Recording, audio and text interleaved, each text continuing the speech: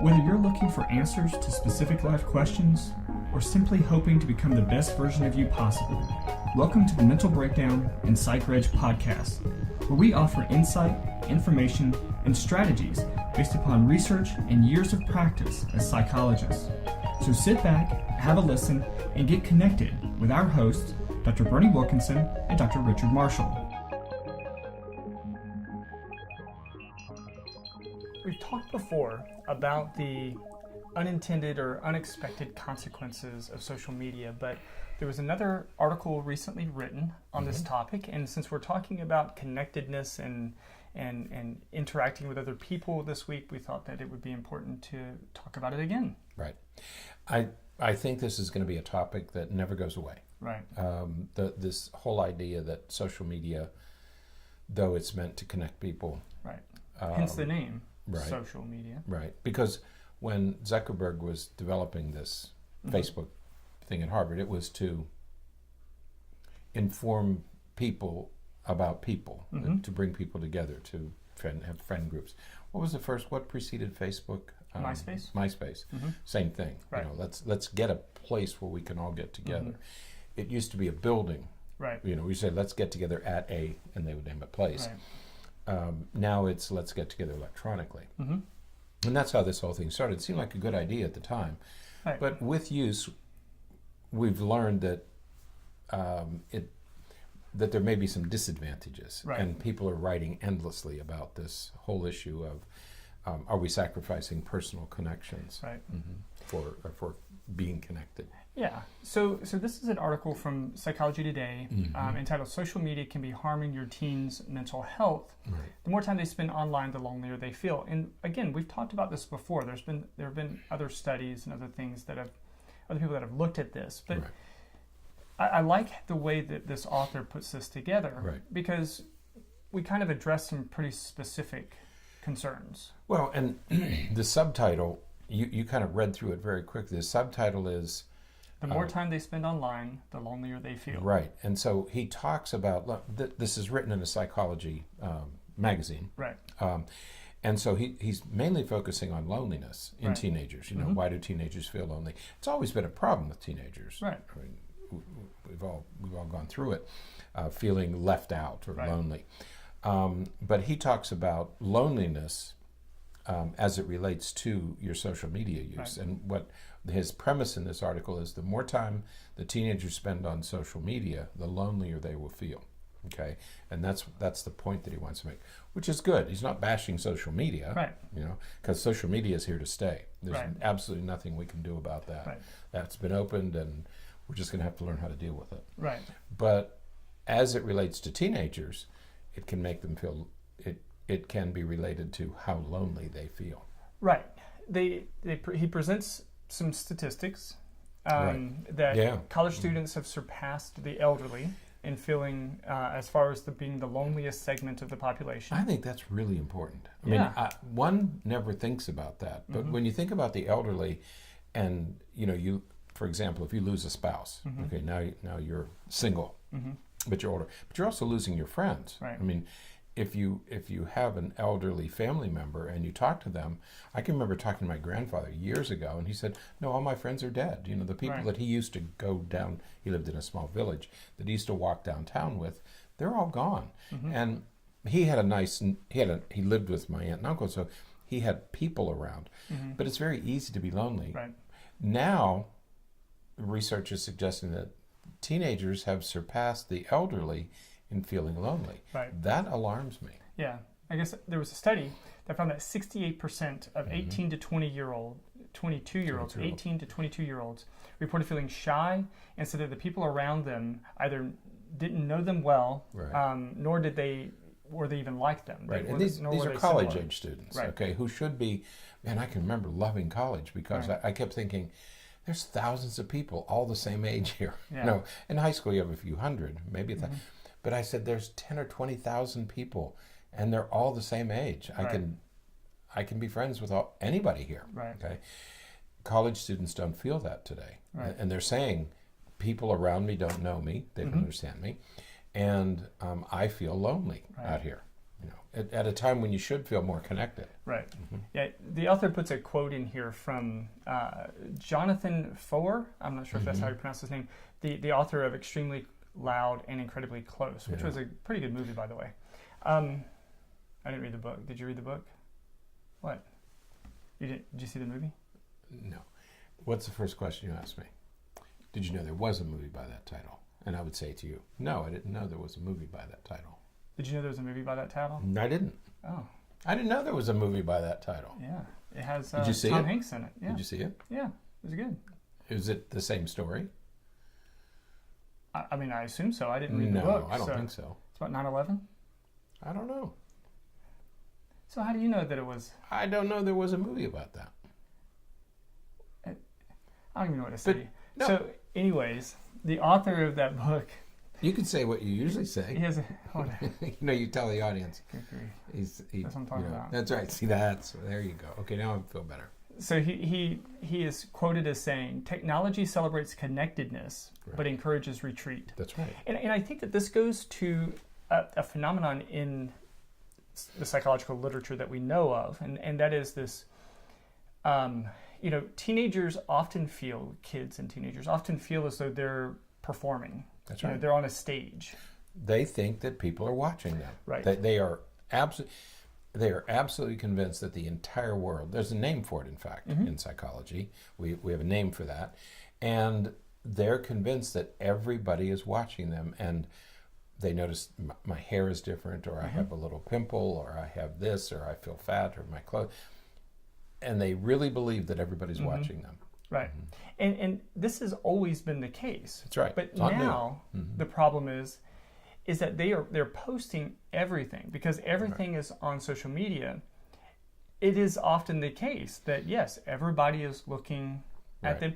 And, certainly the idea of, how much attention other people are putting on you, that is exaggerated still. I see my son and other people going through Instagram and things like that, and they're just kind of flipping through it pretty quickly. But, certainly, especially if somebody gets a like on Instagram, they're thinking, oh, people are really looking at it. But I've seen that, you're flipping, double tap, flip, tap, tap. And it's like they're not really necessarily spending that much time on it. But again, that fable of... The personal fable. Of, everybody's looking at me, everybody's paying attention to me.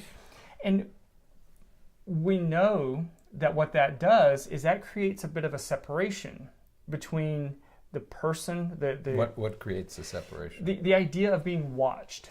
Oh. You don't feel integrated, you feel separate because they're watching you, and so there's this space in between you. Right.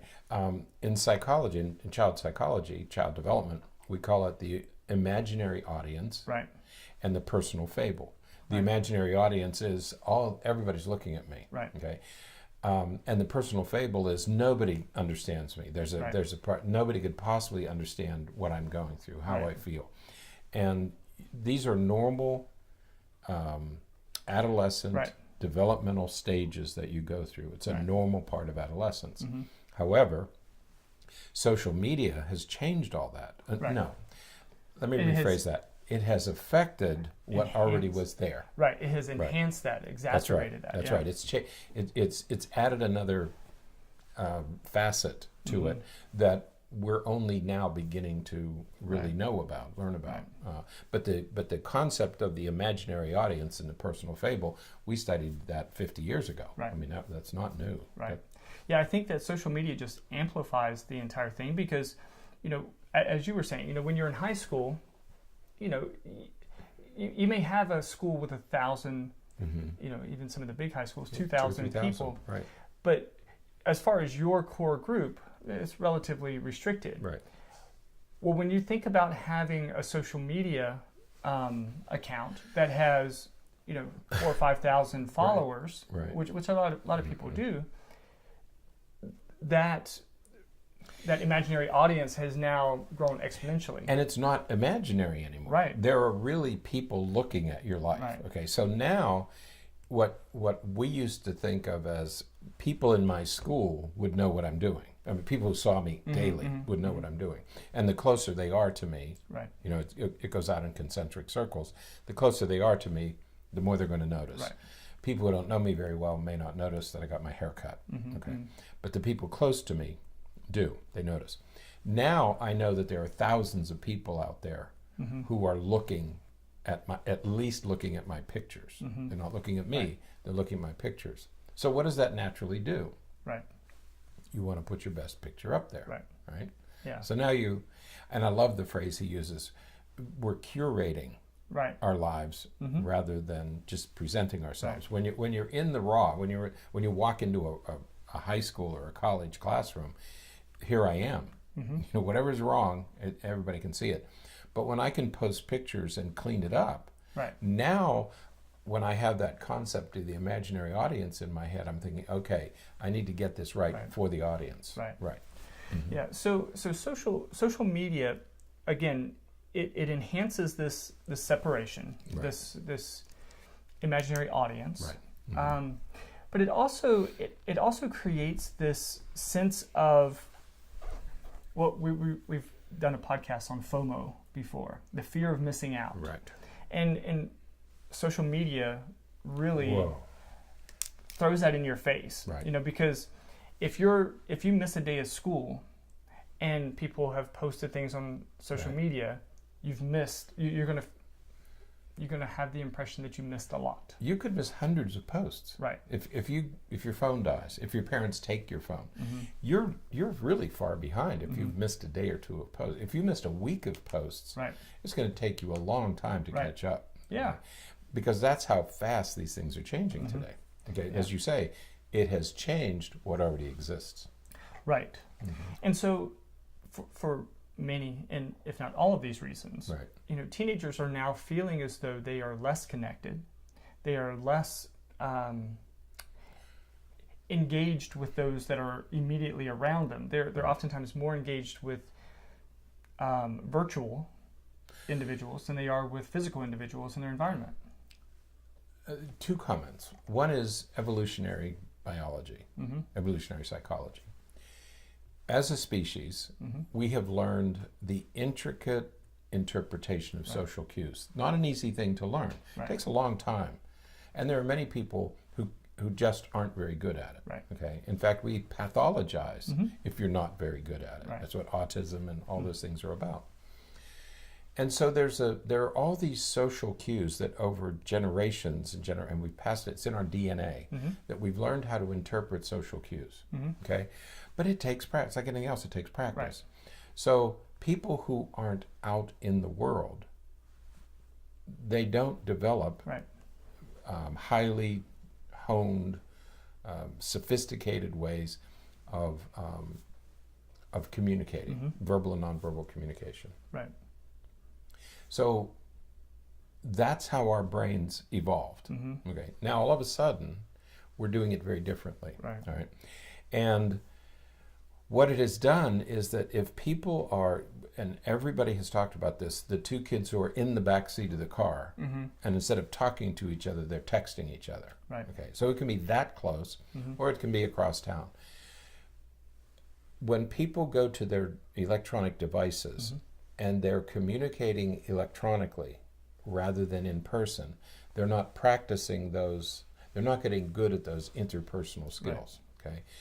And the more you are on devices, the more isolated, and that's what he's saying in this article, the more isolated you become because you're not relating to people directly, okay? I can't imagine what it's like. I can't imagine what it's like to grow up as a teenager, as a preteen and a teenager, and not have daily intense interactions, real personal interactions with people, and rather they all occur electronically. How do you learn facial expression and tone of voice and the intricacies of communication? How do you learn that? I mean, you learn it by doing it, but if you're not doing it, you're just not going to get good at it. You learn it through emoticons. That's how you know if somebody says something and they're joking or if they're, you know. I sent a text to somebody the other day and I thought, man, I hope she gets the inflection right. Because I said, if she doesn't, I'm in trouble. For some reason, I really want to see this text message that she sent someone. It was really good. It was one word, and I thought, if she doesn't put the right tone on that, the tone that I intend, she's going to misinterpret this, and I'm going to create yet another enemy. I'm going to go steal your phone and see what this was. Yeah, I don't know my password. That's true. I can't get into my phone. Yeah. But that's what he's saying in this article, is that you're connected to thousands of people instead of hundreds of people. Right. You're connected constantly, 24 hours a day. I couldn't do that. You couldn't do that when you were growing up. No. But at 10 o'clock or 11, you didn't use the phone after a certain hour. You know, you weren't allowed. You weren't allowed to be talking at 2 o'clock in the morning. Your parents could hear you. Right. When the Princess phone first came out, kids would, they'd get under the covers and they'd make these calls at night, but you could still hear it if the house was quiet. Now you can text and it's silent. You can be up all night long texting. Yeah. So the technology has changed it. And what it has done is it has caused this isolation. If two kids are texting each other rather than talking to each other, they're beginning to isolate themselves. Yeah. And so you said this earlier, and just as we're kind of wrapping this one up, the thing, again, we're not getting rid of social media. No. Social media is here to stay. It's not going to go anywhere. But we do have to make sure that we encourage and foster the opportunity to engage in interactions. Having that good friend, that best friend that you just hang out with and spend time with is so important, for your mental wellness. And we're losing that. And you're not going to, I don't know how many teenagers would be listening to this podcast, but if you're a teenager and you're listening to this podcast, spend some time with people face to face.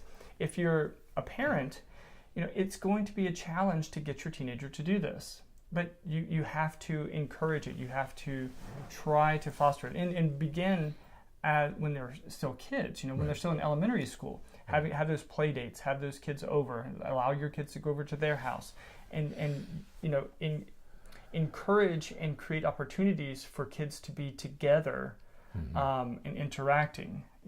So. I'm reading a wonderful book right now. It's written several years ago, called The Big Disconnect. And throughout the book, she says the same thing, that we can't do anything about social media. It is here to stay, and it is going to change things, okay? And you just have to get used to it. But she says, you even in your own home with young children, you have to teach them to put their phones down, adults and children. She doesn't just go after kids. She says the same thing to adults.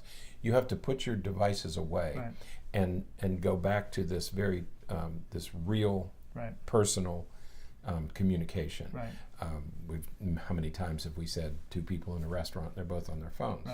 Well, when I go out to, I guess it's a feeding, it's not dinner. But there have to be times when you talk to each other directly, personally. The other weekend, my son and I went to a soccer match, Orlando City soccer match, and we brought along his 17-year-old friend with us. And so on the way there and on the way back, this happened twice, they're in the back seat and it's quiet. It's quiet. They're listening to music, but it's quiet. And I would just hear every once in a while, "Did you get what I just sent you?" and so they're not even showing each other just on the phone. They're trying to, and so just as an example of perhaps how you could do this as a parent, I just started asking questions, and say, "Hey, what do you think about this?" Right. And so the first question I said was, "So, what do you guys think of Space Force?" And because it was right around the time that was announced, and it just triggered a conversation. And so now all of a sudden the three of us are having a conversation. And yes, they were still on their phone, and yes, they were looking up information pertaining to what we were talking about. And so you can ask those kinds of questions, and you can talk to them about different things, and that encourages a conversation with and between them. So that's right. You have to elicit. You have to pull it out of them. Right. It won't happen spontaneously. It's not going to happen automatically. They're going to stay in those devices because they have to stay connected. Right. But in staying connected, they're sacrificing personal connection. Right. And for teenagers, those are the years where you're learning how to do this. And that's the problem with teenagers, is these are the years when you should be getting knocked around a little bit, because it's in getting knocked around a little bit that you learn these interpersonal skills, okay? Absolutely. So you have to get to skin your knee. I mean, you learn how to walk by skinning your knees and bumping your head. Right. And you learn how to have an intimate relationship by going through these breakups and traumas and travails that are meant to happen at a personal level. They're not meant to happen electronically. Right. Absolutely. So. All right. Well, that is it for today then. Yeah. Good. Until next time, stay happy, stay healthy, and forget to be afraid. Thanks for sharing this episode of the Mental Breakdown and Psych Reg podcast. Be sure to check out the show notes for links to follow us on Twitter and subscribe to our YouTube channel, where you will find all of our previous podcasts and much more.